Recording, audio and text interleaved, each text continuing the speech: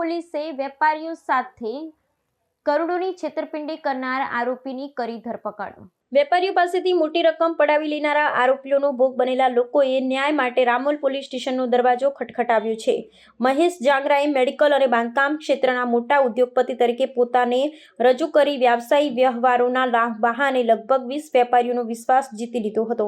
તેણે વિવિધ વેપારીઓ પાસેથી મોટી રકમ પડાવી લીધી અને પછી તે લઈ અને ફરાર થઈ ગયો। આ છેતરપિંડીનો ભોગ બનેલા વેપારીઓમાં મુખ્યત્વે જૈન સમુદાયના વેપારીઓનો સમાવેશ થાય છે। કરોડો રૂપિયાની છેતરપિંડી બાદ આ વેપારીઓમાં રોષ છે। સમગ્ર મામલાથી પીડિત વેપારીઓ એક થઈ રામોલ પોલીસ સ્ટેશનમાં ફરિયાદ નોંધાવી છે। આ ઘટનાથી વેપારી સમુદાયમાં સનસનાટી મચી ગઈ છે। રામોલ પોલીસે વેપારીઓની અરજી નોંધી તાત્કાલિક તપાસ શરૂ કરી છે। આરોપી મહેશ જાંગરાની ધરપકડ કરવામાં આવી છે અને કાયદેસરની કાર્યવાહી શરૂ કરવામાં આવી છે। મારું નામ જૈન લલિત કુમાર છે। ઉત્સવ બંગલા વસ્ત્રાલમાં રહું છું। લલિતભાઈ, તમે ફરિયાદ નોંધાવી છે રામોલ પોલીસ સ્ટેશનમાં, કોના વિરુદ્ધ નોંધાવી, કેટલાની છેતરપિંડી અને કેવી રીતે આચરી તમે? છેતરપિંડીનો આંકડો તો બહુ મોટું છે, પણ અત્યારે અમે 5,42,00,000 રૂપિયાનું અહીંયા ફરિયાદ નોંધાવી છે।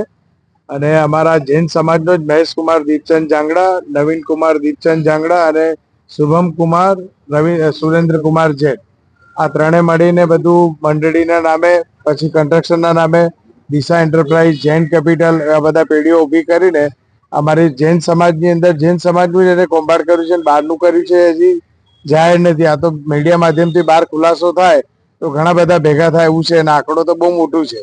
અત્યારે કેટલા લોકો ભોગ બનનાર હશે? આંકડો કેટલો હશે ચીટિંગનો? હા, આમ આંકડો અમારો અત્યારે 5,42,00,000 નો તો બતાવ્યો છે, પણ આંકડો મોટો છે। કેટલો અંદાજિત અને કેટલા લોકો ભોગ બનનાર? હા, ભોગ બનનાર તો 70 થી 80 જણા છે, પણ અત્યારે હાલમાં અમે 15-16 જણા તો ફરિયાદ નોંધાઈ જ છે। અને જો આ મીડિયા માધ્યમથી ખુલ્લું પાડશે તો બીજા બી ઘણા બધા અહીંયા આવશે જ। અને અમારી જે ફરિયાદ નોંધાઈ છે એના પછી બી ઘણા બધા લોકો એમને ફોન કરીને કીધું છે કે અમે પણ ફરિયાદ નોંધાવવા માંગીએ છીએ। શું કહીને રૂપિયા પડાવતો હતો? બસ આ કે તમારે ઊંચા વળતર તમને આપીશું, કન્સ્ટ્રક્શનના નામે વ્યવસાય કર્યું હતું એને, અને મણિનગરમાં અને ધોલેરામાં એ બધી સ્કીમો બતાવી હતી। કેટલા લોકોને એના ઓફિસ બોલાવતો તો, ક્યાં આગળ બોલાવતો હતો? ના, એ પોતે એમાં એવું છે કે ગણતરીના લોકોની પાસે જતો હતો, ઘણા બધાને એમની મેડિકલની જે શોપ છે કાંકરિયા ગોરધનવાડી પર, ત્યાં બોલાવતા હતા। અને બને મોસ્ટ ઓફલી બધા ત્રણે સાથે જ ત્યાં જ જતા હતા, બધાને ઘરે જ।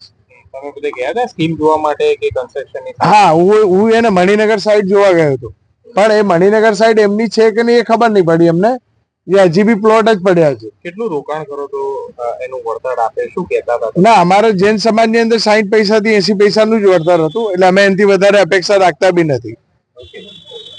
લલિત જૈન અને અન્ય 15 એના જે મિત્રો છે અથવા પરિવારજનો છે, એમની સાથે એક ફ્રોડ થયેલું। તો એને પોલીસ સ્ટેશને આવીને અરજી આપેલી, વિગત જાણતા જણાઈ આવેલ કે મહેશ જાંગડા, એનો સગો ભાઈ અને એનો ભત્રીજો, ટોટલ 3 લોકોએ એમની સાથે અલગ અલગ ઇન્વેસ્ટમેન્ટ કરવાની લાલચ આપી, વિવિધ પ્રકારના પૈસા એ કેશમાં અને ઓનલાઈન પણ ઇન્વેસ્ટ કરાવ્યા, અને કોઈ પણ જાતનું વળતર એને આપેલું નહીં અને પોતે ફરાર થઈ ગયેલો। એવી રીતની એની ફ્રોડની હકીકત જાણવામાં આવેલ, તેથી રામોલ પોલીસ સ્ટેશને ગઈ તારીખ 15 ઓક્ટોબર 2025 ના રોજ BNS ની કલમ 316, 318 અને 61(2) મુજબ ગુનો દાખલ કરવામાં આવેલ છે। કઈ મોડેસ ઓપરેન્ડના આધારે તેને રૂપિયા પડાવ્યા હતા? એક જ સમાજના લોકોને તેને ટાર્ગેટ કર્યા છે? એની એમઓમાં એવું છે, એ મહેશ જાંગડા પોતે એક મેડિકલ સ્ટોર ચલાવે છે અને પોતે કન્સ્ટ્રક્શન કંપની એસ્ટાબ્લિશ કરી અને વિવિધ કન્સ્ટ્રક્શન કરવાનું હોય, પછી એક એની અલગ અલગ પેઢી છે એમાં પણ ઇન્વેસ્ટમેન્ટ કરી અને સારામાં સારું વળતર આપવાની લાલચ આપી અને જૈન સમાજના જે પ્રતિષ્ઠિત લોકો છે, ધંધાદારી લોકો છે, એમને વિવિધ યોજના હેઠળ એને ઇન્વેસ્ટ કરાવતા અને કોઈ પણ જાતનું રિટર્ન આપ્યા વગર એને ઉચાપત કરી અને પોતે નાસી ગયેલ છે। ટોટલ કેટલા રૂપિયાનું તેને ફ્રોડ કર્યું, કેટલા સમયમાં કર્યું? હાલ 16 ફરિયાદીઓ આપણી સાથે છે અને એમની ટોટલ અમાઉન્ટ 5,50,00,000 જેટલી અંદાજિત અમાઉન્ટ થાય છે। અન્ય પણ બીજા લોકો સામે આવી શકે છે। એની પૂછપરછમાં અત્યારે તો એવું જ કહે છે કે પોતે પણ જે જગ્યાએ ઇન્વેસ્ટ કર્યું હતું એમાં એને લોસ થયો છે અને એવી રીતે, પણ વાસ્તવિક તો હવે રિમાન્ડ મેળવી અને પછી વિગતે તપાસ કરશું ત્યારે જાણવા મળશે। મહેશ જાંગડાનું બેકગ્રાઉન્ડ શું છે મેડિકલ સ્ટોર સિવાય? પોતે મેઇન એનો બિઝનેસ મેડિકલ સ્ટોરનો છે. વર્ષોથી એ મેડિકલ સ્ટોરના વ્યવસાય સાથે જ સંકળાયેલો છે.